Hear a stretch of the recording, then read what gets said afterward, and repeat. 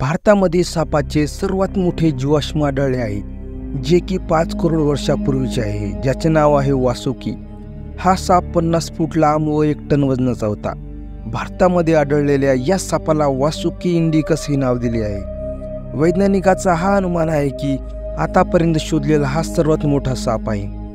वासुकी हे नाव हिंदू देवता भगवान शिवच्या गळ्यात लपेटणारा पौराणिक नागराजा वासुकीवरून ठेवले आहे. हा राक्षसी साप लवकर हल्ला करण्यास सक्षम नव्हता. त्याच्या मोठ्या आकाराचा विचार करता वासुकी हा मंद गतीने हल्ला करणारा साप होता, जो आपल्या शिकारीला कुंचनातून वश करायचा. या सापाचा मुख्य आहार माहीत नसला तरी सापडलेल्या इतर जीवाश्मावरून असे दिसून येते की हा साप व्हील, कॅटफिश, कासव, मगरी आणि इतर पाणथळ प्राण्यासोबत राहत होता, जे कदाचित त्याचे अन्न स्रोत असावेत. या महाकाय साप थंड रक्ताचे प्राणी होते. साप मोठ्या आकारात वाढण्यासाठी उच्च तापमान आवश्यक आहे. शिवाय शास्त्रज्ञांनी असे प्रतिपादन केले आहे की वासुकी नावाचा हा प्रचंड साप भारतातील एक नामशेष अवशेष वंशाचे प्रतिनिधित्व करतो.